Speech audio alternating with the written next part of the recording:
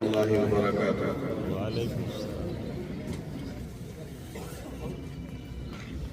الحمد للہ رب العالمین والصلاة والسلام على سید الانبیاء والمرسلین محمد وآلہ وصحبہ وازواجہ ومن تبعهم ومن دعا بدعوۃ الی یوم الدین۔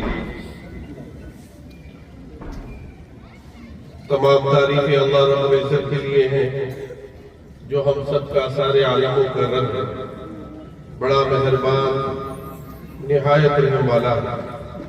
درود و صلاۃ و سلام ہو سید الانبیاء خاتم النبیین رحمت للعالمین سیدنا محمد الرسول اللہ صلی اللہ علیہ وسلم پر، آپ کے اہل بیت اعظام صحابہ کرام رضوان اجمعین، آپ کی جو اتباع کریں، آپ کی اتباع کی طرف بلائیں ان سب پر۔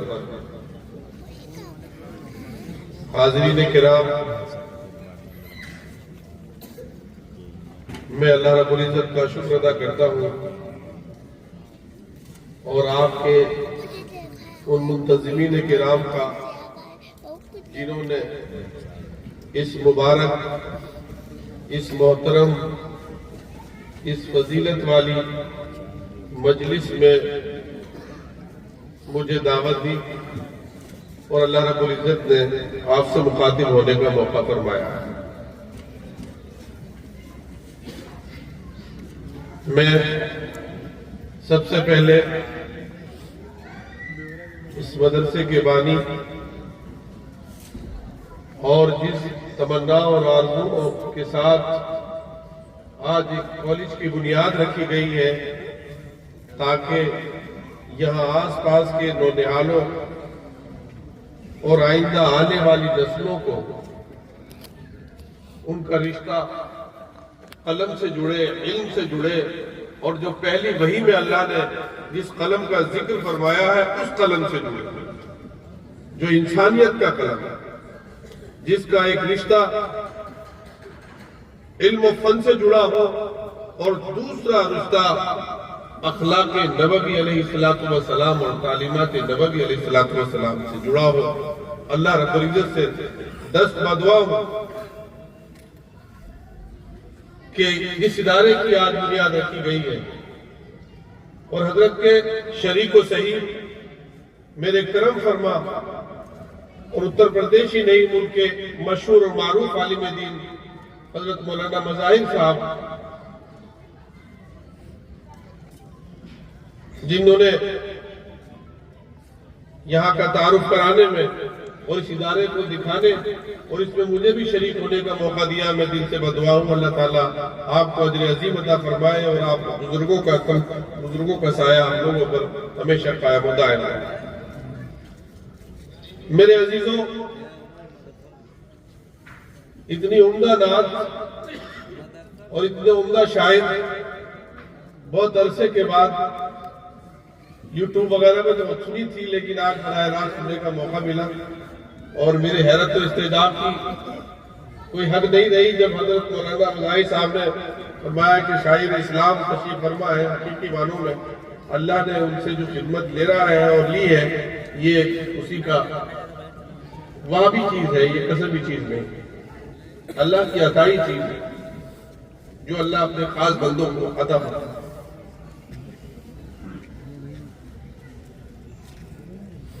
چراغ سے چراغ جلتا ہے،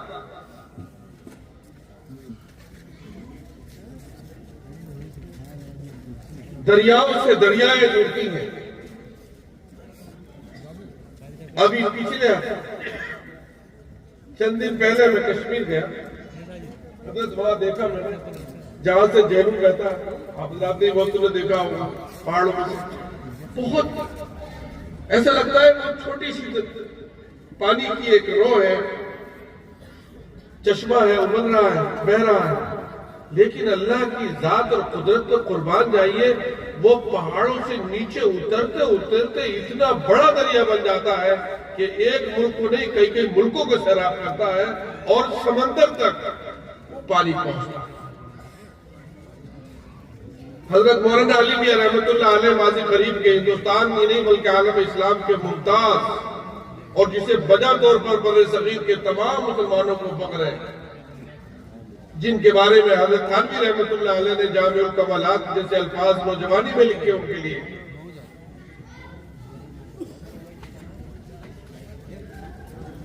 انہوں نے ایک چیز لکھی ہے، میں اپنے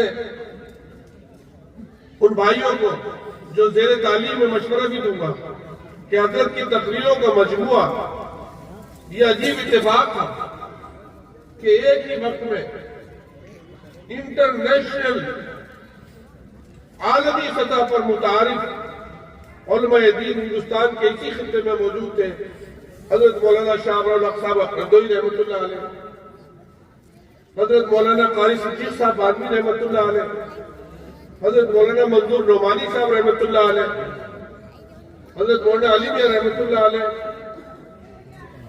اور دیوبند اور مظاہر نور کا حلقہ تو 1857 اور اس سے پہلے علماء کرام کے بڑے بڑے علماء کرام کی آواز گا رہا۔ وہاں سے تو آزادی کی تحریکوں نے قوتیں حاصل کی ہیں، لیکن اس دور آخر میں اس خطے میں اتنی عظیم المرتبت شخصیتیں ایک ہی وقت میں موجود تھیں کہ جن کی پاکیزگی، جن کا تقویٰ، جن کی قبولیت دعا، جن کی گہری محبت الہی، جن سے اللہ کی طرف اللہ کی مخلوق کا ان کی طرف رجوع عام، شاید اب آنے والی نسلوں کو وہ چیزیں میسر نہ آ سکے، اس لیے کہ زمانہ بہت بدل گیا ہے۔ ان حضرات نے جن لوگوں کو دیکھا ہے، جن کی تربیت حاصل کی تھی، وہ اب دور شاید دوبارہ نہیں ہے۔ حضرت مولانا علی میاں رحمۃ اللہ علیہ کی والدہ، ان کو حضرت مولانا الیاس صاحب رحمۃ اللہ علیہ کے پاس مرکز میں بھیجا کرتی تھی بطور درس۔ مولانا الیاس صاحب رحمۃ اللہ علیہ، حضرت مولانا حسین مدنی رحمۃ اللہ علیہ سے انہوں نے تعلیم حاصل کی۔ حضرت مولانا احمد علی لاہوری صاحب رحمۃ اللہ علیہ اور خانقاہ رائے پور، یہ سب تھانہ بھون اور خود مظاہر علوم اپنے میں ایک چمن تھا، وہاں کے علماء کی ایک الگ شان تھی۔ یہ سب ہستیاں، اور پھر یہاں جہاں آج ہم کھڑے ہیں، یہ بھی علم و ادب کا، قرآن فہمی کا، اور ایک الگ یہاں پر قرآن و سنت کو سمجھنے کا اور زمانے کے ساتھ چلنے کا، یہاں سے بھی ایک روشنی ہمیشہ سے رہی ہے۔ علامہ شبلی رحمۃ اللہ علیہ کی سرزمین ہے، مولانا فرائی صاحب رحمۃ اللہ علیہ، مولانا حلیم صاحب رحمۃ اللہ علیہ، اور نہ جانے کتنے علماء کرام، تمام حلقوں سے تعلق رکھنے والے، خانقاہوں سے تعلق رکھنے والے، اعظم گڑھ اور اس آس پاس کے علاقوں میں علماء کرام کا، بزرگان دین کا ایک جمگھٹا رہا ہے۔ میرے عزیزوں، بات بہت دور تک چلی جائے گی اور میں سمجھ نہیں پا رہا ہوں کہ میں کہاں سے شروع کروں اور کہاں ختم کروں، کیونکہ اتنی بڑی ذمہ داری، کسی مدرسے میں جا کر کچھ کہنا بہت بڑی ذمہ داری کی بات ہوتی ہے کہ وہ اپنے عزیزوں سے مخاطب ہو۔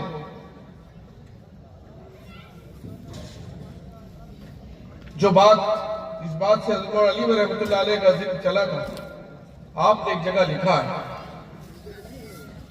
میں اس چیز کو، یہ جو تمام ذکر میں نے کیا اس کے بعد میں عرض کر رہا ہوں، آپ سوچ سمجھ کر غور کریے گا۔ آپ نے فرمایا ہے کہ نبوت محمدی علیہ السلام نے جس طرح سے ظاہری چیزوں کا، احکامات کا ایک دفتر چھوڑا ہے، ویسے ہی باطنی چیزوں کا بھی ایک دفتر چھوڑا ہے جو سینہ بسینہ منتقل ہوتا ہے، اور وہ یہ امانتیں جن بزرگوں کے ہم نے نام لیے ہیں، یہی وہ چیزیں ہیں جو سینہ بسینہ منتقل ہوتی ہیں۔ اور آپ کے اس ادارے کے بانی اور آج یہ دونوں حضرات یہاں تشریف فرما ہیں، ان کی بڑے عظیم المرتبت لوگوں سے روحانی رشتہ ہے۔ یہ اس چیز کا کوئی بدل دنیا میں نہیں مل سکتا. جو آپ حضرات سمجھنے والے ہیں میری ان تمام چیزوں کو سمجھ رہے ہیں کہ ہم کیا کہنا چاہتے ہیں. اللہ کے رسول صلی اللہ علیہ وسلم نے ایک مرتبہ حضرت ابو ہریرہ رضی اللہ عنہ سے فرمایا, کون ہے حضرت ابو ہریرہ؟ یہ بتانے کی آپ لوگوں کو ضرورت نہیں ہے, جنہیں امیر المومنین فی الحدیث کا سب سے پہلا خطاب دنیا اسلام میں ملا, تاریخ اسلام میں ملا. آپ نے فرمایا ابو ہریرہ دامن پھیلاؤ. ایک نب بھر کے ڈالا, دوسرا ڈالا, تیسرا ڈالا. آپ کیا دے رہے تھے؟ یہ وہ سب سینہ بسینہ منتقل ہونے والی چیزیں, اخلاص, محبت, انسانیت نوازی, محبت الہ, اور کسی طاقت اور غرور کے سامنے نہ گھٹنے ٹیکنا, نہ دبنا, نہ مغلوب ہونا. یہ سب وراثت ہے میرے نبی کی.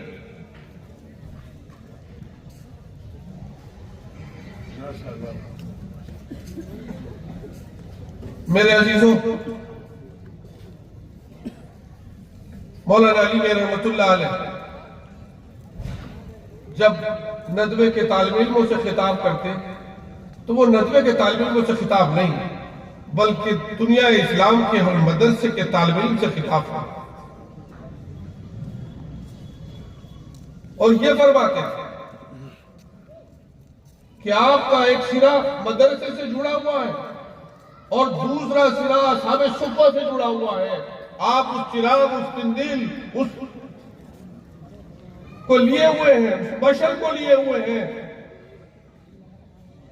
جس میں ایک لمحے کے لیے بھی اس سے علیحدگی نہیں ہو سکتی. اگر مدرسے کام کرنا چھوڑ دیں تو اللہ کی قسم انسانیت مر جائے گی, سوکھ جائے گی. جو کچھ دنیا میں انسانیت زندہ ہے وہ ان مدرسوں کی وجہ سے زندہ ہے, ان کی تعلیمات انسانیت کی وجہ سے زندہ ہے. میں یوں ہوا میں نہیں کہہ رہا کہ میں مدرسے سے پڑھا ہوں تو اس لیے کہہ رہا ہوں. آپ کرونا کے ٹائم میں ممبئی کے اخبارات اٹھا کر دیکھیے, ایک نئی دسیوں جرنلسٹوں نے لکھا کہ مسلم بستیوں سے گزرنا وہ خود روزہ رکھ کر کے بھی تمہیں بھوکا نہیں مرنے دیں گے. یہ مدرسوں کی تعلیم ہے.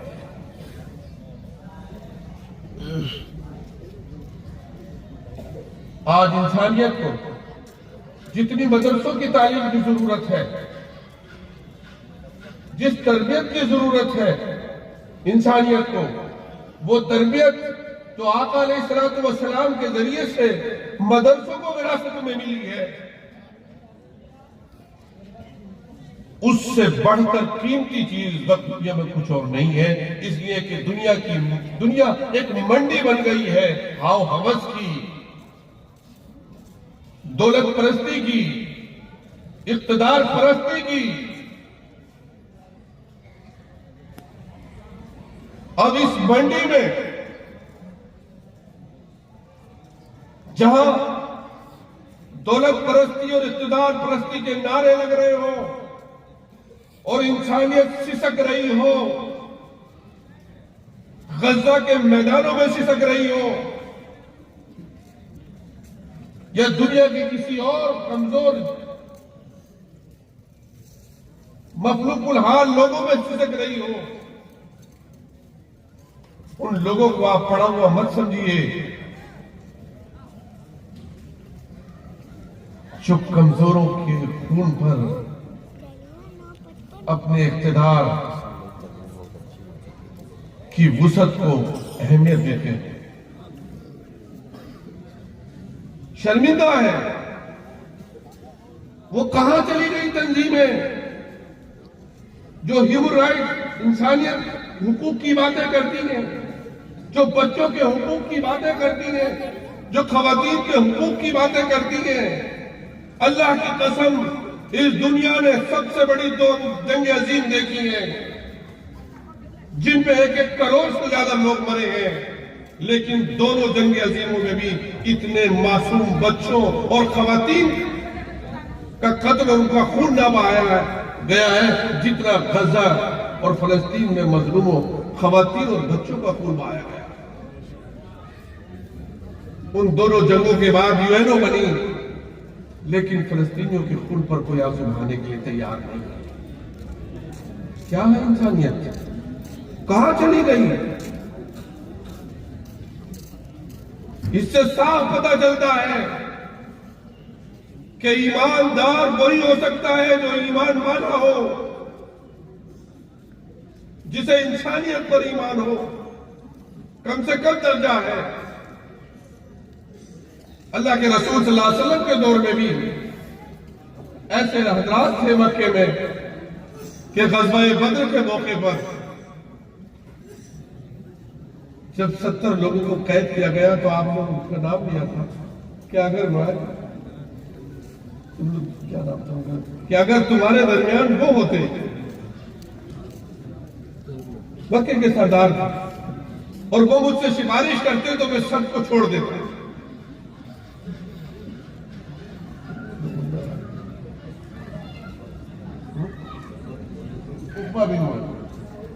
جزاک اللہ. کہ اگر آپ وہ مجھ سے کہتے اللہ کے رسول صلی اللہ علیہ وسلم اپنے ہم وطنوں کی جو مذہب کے شریک نہیں تھے لیکن آقا علیہ السلام پر ان کے اخلاق اور کردار کا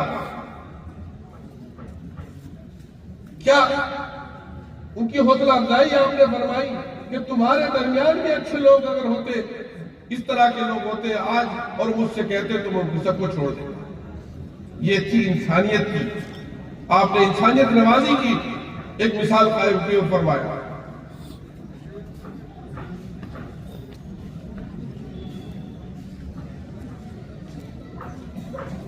مولانا فرمایا کرتے تھے کہ منڈی میں جو چیز جتنی کم ہوتی ہے اس کی قیمت اتنی زیادہ ہوتی ہے. بازار کا یہ اصول ہے، جو چیز کم ہوگی اتنی ہی اس کی قیمت بڑھ جائے گی. آج دنیا کی اس منڈی میں شرافت، امانت داری، ایمان، اخلاص، بے غرضی، بے لوثی یہ الفاظ نہیں ہیں، یہ پیغمبروں کی دی ہوئی وراثتیں ہیں، یہ ان کے الفاظ ہیں. اگر دنیا کی منڈی میں ہاں ہومس کے نعرے لگ رہے ہیں تو یہ اہل مدارس اور مدارس کے قابل مبارکباد ہیں وہ اساتذہ کرام جنہیں بجا طور پر میں ہم کہہ سکتے ہیں کہ پیٹ پر پتھر باندھ کر وہ وراثت رسول کو منتقل کرتے ہیں سینہ بسینہ، نسل در نسل. جو صحیح معنوں میں وارثین ہیں انہی کو کہا ہے علماء ورثۃ الانبیاء. وہ وارث ہیں.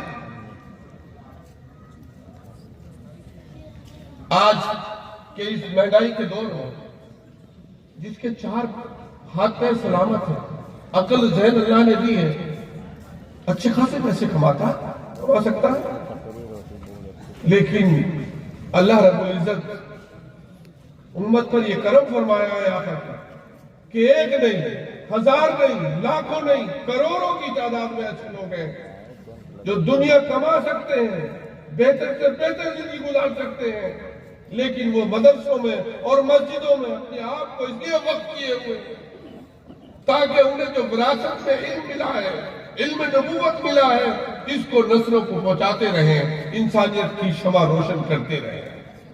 ان حضرات کی حوصلہ افزائی کرنا، ان کی عزت افزائی کرنا وہی لوگ کر سکتے ہیں جنہیں اللہ نے شعور دیا ہو، علم دیا ہو. ورنہ یحسبهم الجاہل اغنیاء من التعفف. یہ حضرات علماء کرام سمجھ گئے ہوں گے، جاہل تو انہیں یہی سمجھتے ہیں کہ یہ تو بڑے مزے سے گزار رہا ہے، ان کی سفید پوشی کی وجہ سے، کیونکہ وہ اپنی عزت کو سنبھال کر رکھتے ہیں. یہ پیغمبرانہ سنت ہے کہ اللہ کے علاوہ کسی اور کے سامنے عاجزی سے اور دست سوال سے گریزہ ہوتے ہیں. تو جاہل سمجھتے ہیں یہ مدرسے والے تو مزے کر رہے ہیں. جاہل کہا ہے قرآن میں نے لکھا ہے یحسبهم الجاہل اغنیاء من التعفف.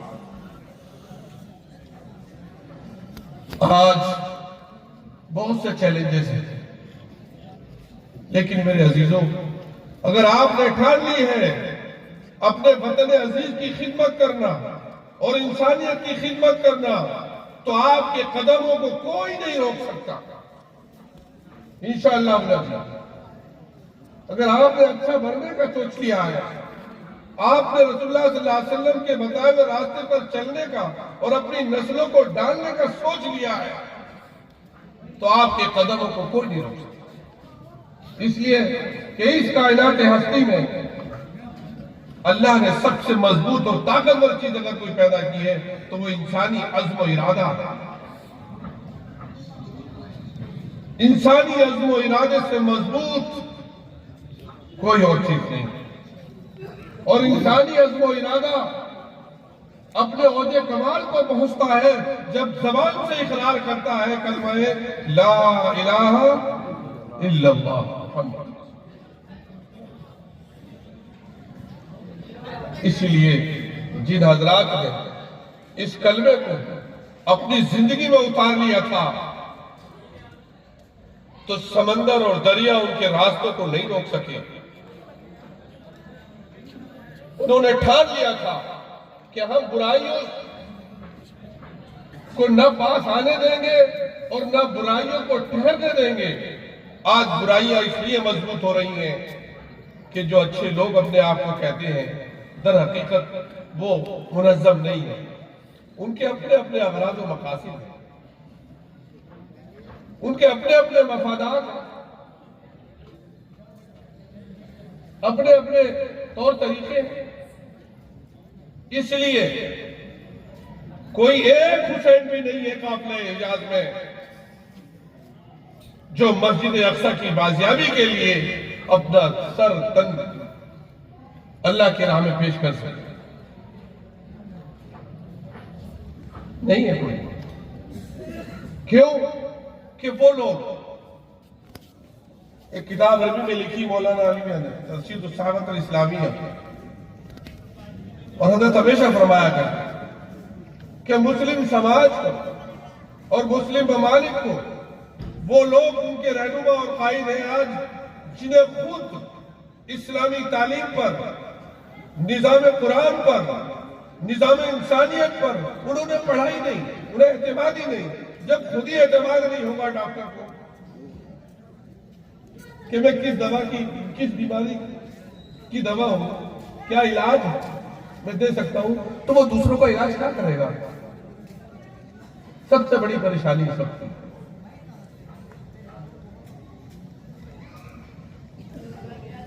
سب سے بڑی پریشانی آج کا انسانی سماج، پوری دنیا کا بہت کچھ جاگرکتا ہے، بیداری ہے. چھوٹے چھوٹے بچے ٹین ایجر میں وہ سب چیزیں سمجھنا چاہتے ہیں، جاننا چاہتے ہیں جو کبھی لوگ 50 سال کے بعد سیکھ پاتے تھے تجربات کے بعد. آج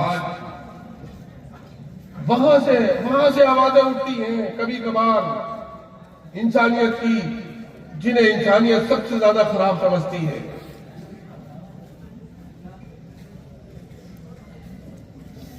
ضمیر ہے، کسی کا ضمیر کہیں پر بھی جاگ سکتا ہے. لیکن میرے عزیزوں، آج وطن عزیز کو بھی اس نبی کریم صلی اللہ علیہ وسلم کی چھوڑی ہوئی میراث کی اتنی ضرورت ہے کہ جتنی کبھی تاریخ میں نہیں. افسوس کا مقام ہے اس وطن کو مضبوط کرنے میں، ہمارے ملک ہندوستان کو اتنا بڑا وسیع کرنے میں ہمارے بزرگوں کا خون شامل ہے. اس گلشن کی آبیاری میں کوئی پیڑ ایسا نہیں ہے، دلی سے لے کر لاہور تک کوئی پیڑ ایسا نہیں تھا جہاں کسی عالم کی لاش نہ لٹکی ہوئی ہو. لاتعداد عالموں کو قربان کیا گیا اور پھانسیاں دی گئی انگریزی دور میں. آج مسجدوں کو، مدرسوں کو وہ لوگ شک و شبہ کی نگاہ سے دیکھتے ہیں جنہوں نے جن کا پسینہ نہیں بہا ملک کی آبیاری کے لیے، اس کو بڑھانے کے لیے، اس کی ایکتا اور اکھنڈتا کے لیے۔ سب سے پہلا فرمان اور فتویٰ حضرت مولانا شاہ عبد العزیز صاحب رحمۃ اللہ علیہ نے ایک بڑی مسجد سے دیا، جس مسجد کے نام و نشان کو مٹا دیا انگریزوں نے، اور اس کے بعد ایک سلسلہ چلا سینکڑوں سال تک، 1700 کے بعد سے 1745 40 کے بعد سے برابر انگریزوں سے لڑتے رہے۔ 1857 میں ہندو مسلمان سب نے مل کر کے بہادر شاہ ظفر صاحب کی قیادت میں آزادی کی لڑائی پہلی لڑی، لیکن افسوس کامیابی نہیں مل سکی۔ لیکن اس وقت کا سماج بٹا ہوا نہیں تھا، لوگوں نے سماج کو نہیں بانٹا، انسانیت کو نہیں بانٹا، لوگ بڑے سمجھدار تھے۔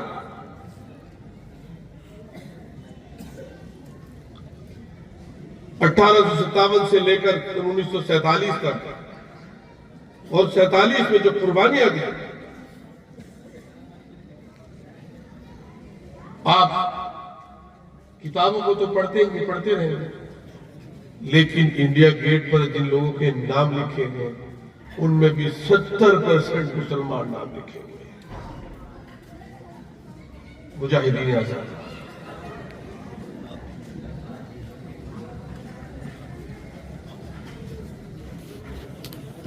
یہ مدارس کی جنہوں نے دیش کی خاطر، وطن کی خاطر اپنے آپ کو، اپنے خاندانوں کو لٹا دیا، لیکن مایوس ہونے کی ضرورت نہیں ہے۔ اگر کچھ ہمارے بھائی نادانی اور جہالت میں غلط راستہ اختیار کر رہے ہیں تو مایوس ہونے کی ضرورت نہیں ہے۔ ہمیں اپنے کردار میں جھانکنے کی ضرورت ہے، ہمیں اسی چراغ کو روشن کرنے کی ضرورت ہے جو اس دنیا کا سب سے عظیم چراغ ہے، اور جس کا سرا اصحاب صفہ سے ملتا ہے، اور اس کی سب سے پہلی اور سب سے دبنگ اور سب سے بلند آواز ہے، کیا ہے؟ وَمَا أَرْسَلْنَاكَ إِلَّا رَحْمَةً لِّلْعَالَمِينَ۔ ہم نے یہ پیغمبر آپ کو سارے عالموں کے لیے رحمت بنا کر بھیجا ہے، ہم کسی کے لیے زحمت نہیں ہیں، بلکہ پیغام رحمت ہے، رحمت بنا کر بھیجا ہے ہمارے نبی کو اور ہمارے نبی کی تعلیمات کو۔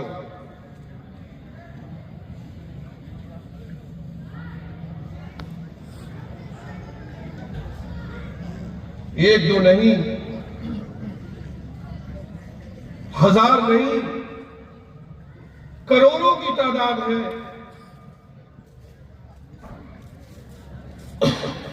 جن لوگوں نے، جن حضرات نے ہمارے وطن عزیز کے لیے راتوں کو اٹھ کر، تہجد میں اٹھ کر دعائیں مانگی ہیں، اور ایک کیسا گنگا جمنی تہذیب کے اندر واقع رکھا کرتا ہوں میں راجستھان میں۔ ایک گاؤں میں جانا ہوا، وہاں راجستھان میں ہوا، تو مغرب کی نماز کی آواز آئی، فنکشن تھا شادی کا، تو ہم نے کہا بھائی آج مسجد میں پڑھنا چاہتے ہیں، مسجد میں چلیں گے؟ انہوں نے کہا یہاں پڑھ لیا، ہم نے کہا نہیں مسجد میں پڑھیں گے۔ جب گاؤں میں گئے تو گاؤں میں ہم خود گاؤں کے رہنے والے گاؤں حضرت کا اور ہمارا بہت قریب، تو اس گاؤں کی جو مسجد عالی شان مسجد دیکھی ہم نے، تو کہا بھائی اتنی شاندار مسجد گاؤں میں کیا ہے بتاؤ، یہ کیسے بنی، کب بنی؟ پتھر کی مسجد، پورا اس کا احاطہ بنا ہوا، بڑی لق و دق، بالکل باروب عمارت، مغلیہ انداز کی۔ ہم نے کہا یہ قبول ہے صاحب، یہ تو 400 سال پرانی احاطہ بنا ہوا ہے، اور یہاں ایک بزرگ رہتے تھے، اسی پیڑ کے نیچے بیٹھتے تھے، وہ پیڑ ہے ابھی، وہ پیڑ آج بھی موجود ہے۔ بولے یہاں سے وہ راجہ گزر رہے تھے، راجہ الور، بھرت پور پر. انہوں نے ان کے کوئی اولاد نہیں تھی اور وہ بیمار تھے. پہلے تو بیمار پڑے ہوئے, میں نے پارلیمنٹ میں واقعہ نقل کیا. تو پہلے تو وہ راجہ بیمار تھے, دوائیں اثر نہیں کر رہی تھی, اینٹی بائیوٹک تھی نہیں اس دور میں, ان کا بخار ہی نہیں اتر رہا تھا. وہ یہ یقین ہو گیا تھا کہ اب بچنے والے ہیں نہیں. تو کسی مصاحب نے ان کے کہا کہ حضور کوئی درویش وغیرہ ایک پڑے رہتے ہیں ادھر جنگل میں, راستے میں میاں ہے, مسلمان ہے, نماز پڑھتے رہتے ہیں, اگر آپ کہیں آپ چلے وہاں سے تھوڑا سا ان سے بھی دعا کے لیے کہہ دیجیے. تو مہاراجا نے کہا ارے بھائی انہی کو بلانا اگر وہ آ جائے. تو مصاحب سب لوگ سمجھتے تھے, یہ سب تربیتیں تھے, ان کے سمجھتے تھے کہ جو مذہبی لوگ ہوتے ہیں ان کے کیا انداز ہوتے ہیں, وہ کیا ہوتے ہیں. انہوں نے کہا حضور طلب تو ہمیں ہے, ضرورت تو ہمیں ہے, اور آپ کیا کہہ دیں گے اگر منع کر دیں گے؟ وہ زیادہ یہ کہیں گے یہاں سے چلے جاؤ, وہ دوسری جگہ جا کر اپنا بوریاں ڈال دیں گے. اس سے زیادہ آپ کیا کر لیں گے ان کے لیے؟ لیکن اگر آپ خود جائیں گے تو وہ دل سے دعا کریں گے اور آپ یہ احساس کریں. بولے نہیں بات ٹھیک ہے, چل رہے ہیں, اب چل رہے ہیں. اور وہ ان کے پاس گئے. کیا بات ہے صاحب, بخار نہیں اتر رہا, بہت لاغرت کمزوری ہو گئی ہے, کوئی دوا اثر نہیں کر رہی. اور وہ بظاہر تو دیکھنے والے دیکھنے میں لگ رہے تھے کہ جیسے عام لوگ ہوتے ہیں, لیکن اللہ سے اتنا تعلق ہوگا ان کا, مستجاب الدعوات. تو انہوں نے اپنے خادم سے کہا میں ان کا بخار اتار کے ادھر رکھ دوں اور یہاں کا بخار ہی کرتے تھے, اور انہیں پانی پلا دو. انہوں نے کہا کچھ لیں گے؟ کہا پانی پی لوں گا. میں نے پانی دے دیا. وہ تو جب محل میں گئے تو وہ کسی سہارے کی ضرورت نہیں. تو مہارانی نے دیکھا کہ ارے کیسے چنگے ہو کے آ رہے ہیں. تو انہوں نے کہا کہ ایسے ایک جگہ دعا لے کے آیا, میں ٹھیک ہو گیا. تو مہارانی بڑی چلاک, انہوں نے کہا بس یہ اپنے لیے مانگا, ارے اب چراغ گل ہونے والا, ہمارا تمہارا اولاد نہیں ہے, کوئی وارث نہیں ہے, کچھ ماں کے لیے مانگتے, کچھ مانگ نہیں تھا. تو انہوں نے کہا ہم تمہارا درخواست کر لیں. اللہ نے کیا کیا کہ ان کی دعاؤں سے ان کے یہاں وارث بھی پیدا ہوا. تو انہوں نے کہا کہ ہم کچھ خدمت کرنا چاہتے ہیں. خدمت ہمیں چاہیے نہیں. تو اسی خادم سے کہا ان کے حضرت کے کہ بتاؤ ہم کیا کر سکتے ہیں. انہوں نے کہا بھائی اب ایک چیز ہے, اگر مسجد یہاں بنوا دو تو حضرت اسے منع ہی نہیں کریں گے. چونکہ بارش ہوتی ہے تو یہ اپنی جھوپڑی میں نماز پڑھتے ہیں تو بھیگ جاتے ہیں, اور ٹھنڈ اور گرمی دونوں موسم ہوتے ہیں, تو ٹھنڈ میں بڑی دقت ہوتی ہے حضرت. تو یہ تو وہ مسجد پورا مسجد کے جو نیچے جو وہ اس وقت جو بیسمنٹ کا تھا, تصور کم تھا اس زمانے میں, اب سے 4 سال پہلے کہاں پہ, لیکن وہاں پر حضرت کی خانقاہ کی وجہ سے اس نے بیسمنٹ بنوایا. میں نے پارلیمنٹ میں کہا ابھی تو وہ درخت نہیں سوکھے, اللہ کی قسم, جن درختوں کے سائے میں بیٹھ کر ہمارے بزرگوں نے یہاں کے برادران وطن کے بزرگوں کے لیے دعائیں کی تھی, ان کی نسلوں کے لیے دعائیں کی تھی, ابھی وہ درخت نہیں سوکھے ہیں, تو اسلام کیسے سوکھ جائے گا اس ملک میں؟ نہیں ہو سکتا ایسے. بہت کچھ قربان کیا. یہ 2 ہواؤں کے جھونکے سے یہ چراغ توحید نور خدا بجھ نہیں سکتا انشاءاللہ. ایک عزم, ایک حوصلے کی ضرورت ہے کہ ہمیں تبدیلی لانی ہے, اور وہ تبدیلی یہ ہے کہ ہمارا رشتہ اللہ اور اس کے رسول کی ذات سے جڑ جائے. حضرت مولانا محمود الحسن دیوبندی رحمۃ اللہ علیہ نے جیل کی تنہائیوں میں, حضرت شاہ ولی اللہ محدث دہلوی رحمۃ اللہ علیہ نے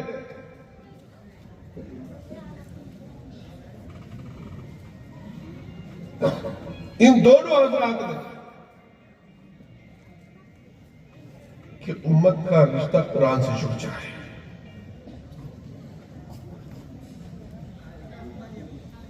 اور اقبال مرحوم ایک چیز اور کہتے ہیں, چونکہ اقبال اس ماحول سے آئے تھے, یہ حضرات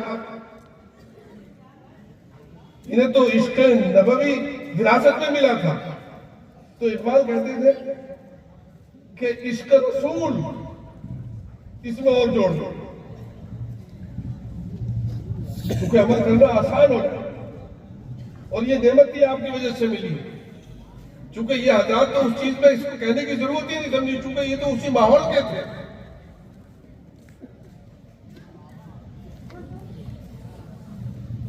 اس لیے میں اپنی بات کو ختم کرتا ہوں کہ مدرسے میں جو طالب علم ہے ان کو مخاطب ہوں، وہی ہمارے آج کے پروگرام کے سب سے اہم وہ ہے، اور جو مبارک لوگوں نے آج اس کالج کی بنیاد رکھی ہے، جن نسلوں کے لیے رکھی ہے، سوچ کر کے ادارے ایک دو دن میں نہیں بنتے، اور ادارے قائم کرنے والوں کو بھی بہت سی مشقتوں کا سامنا کرنا پڑتا ہے، لیکن ہر مشقت کے بعد آسانی ہے۔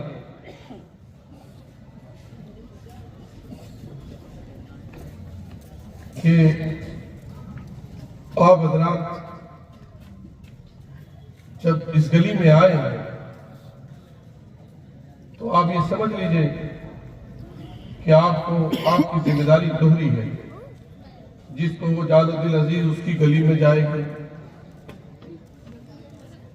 جب مدرسے اور دینی علوم کی طرف آپ نے قدم بڑھانے کی اللہ نے آپ کو توفیق بخشی ہے، بڑے مبارک ہیں وہ والدین جنہیں اللہ نے یہ شعور بخشا ہے کہ ہم اپنے بچوں کو، اپنے نونہالوں کو، اپنی نسلوں کو، اپنے بچوں کو توحید کے سائے میں، توحید کے ماحول میں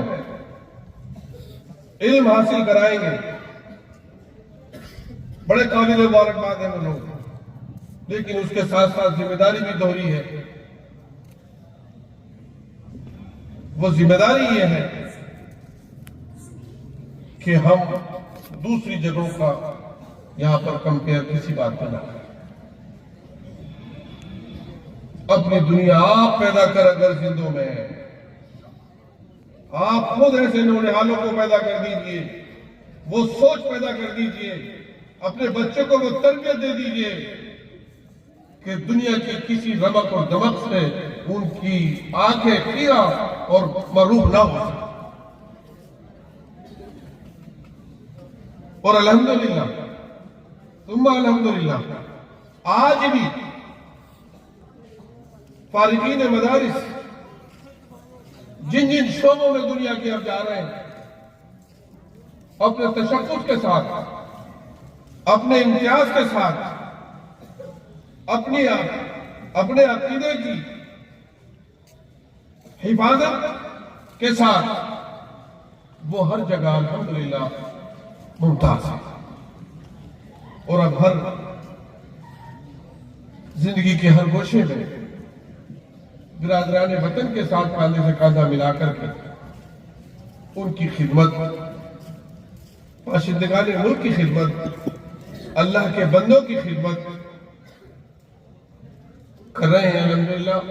اور مجھے امید ہے جس کا ہے عمل بے غرض اس کی جزا کچھ اور ہے۔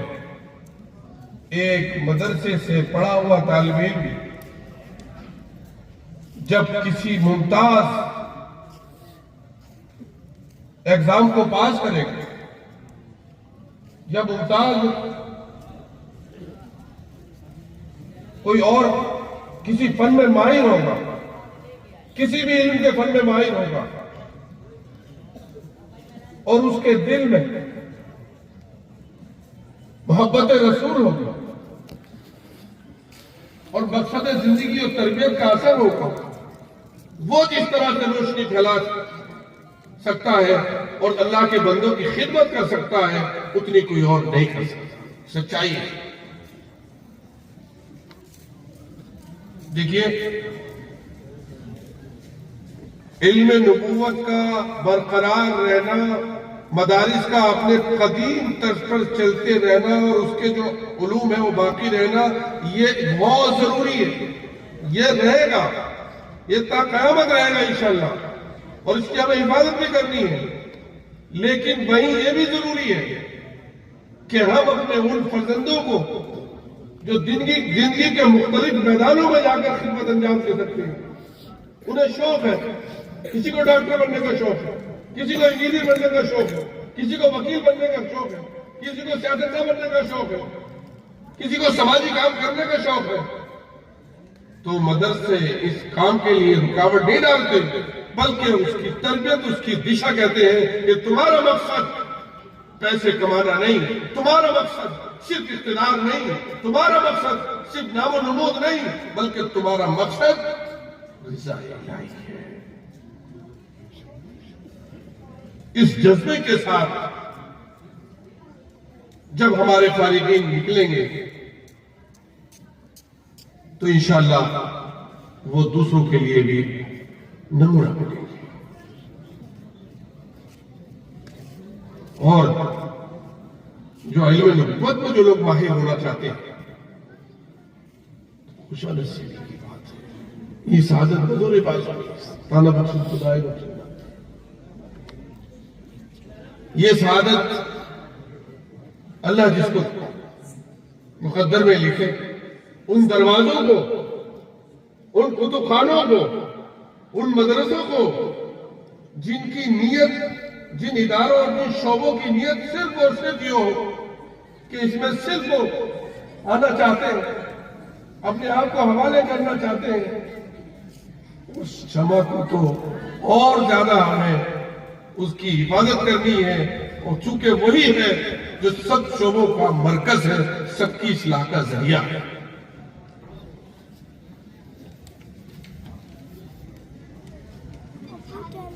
سمجھتا ہوں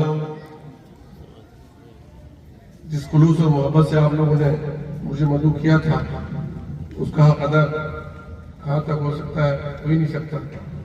لیکن مجھے امید ہے کہ اس مدرسے میں الحمدللہ رب العالمین جو تربیتی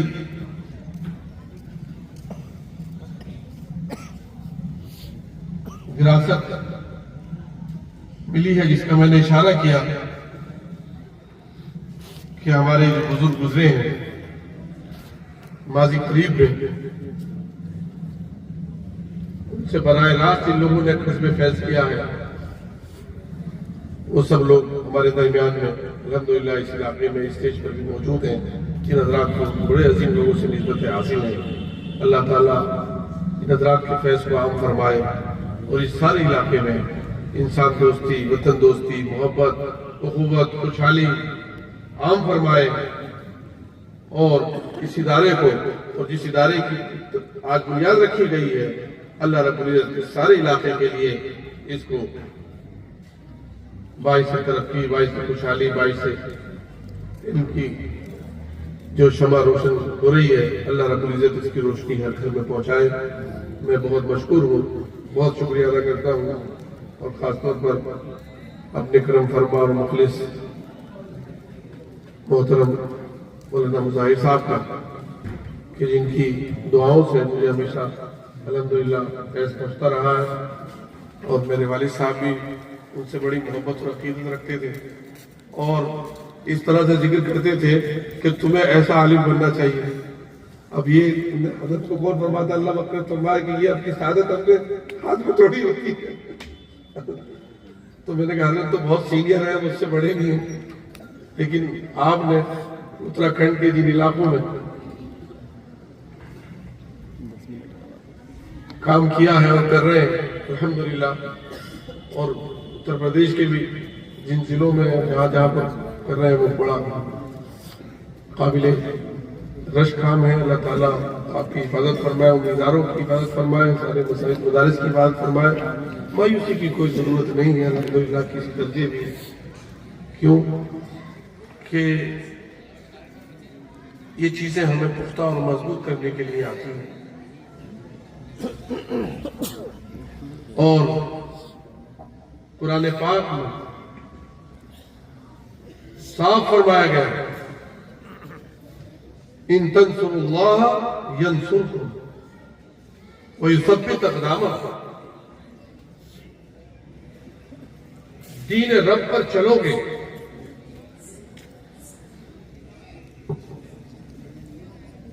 پیغام رسول علیہ السلام پر عمل کرو گے، ینصرکم ویثبت اقدامکم، تمہاری نصرت بھی فرمائے گا اور تمہارے قدموں کو بھی رب العالمین جما دے گا. اور جس کے قدموں کو رب العالمین جمانے کے لیے فرمائے،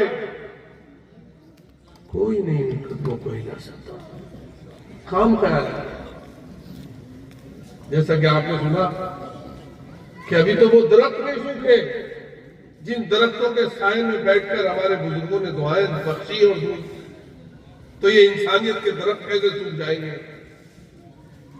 کبھی نہیں ہو سکتا.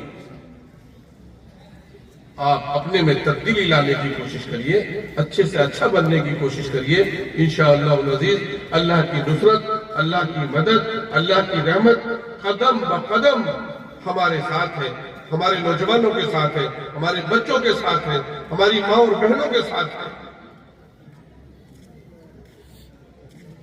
اللہ رب العزت مجھے بھی اور آپ سبوں کو عمل کی توفیق عطا فرمائے۔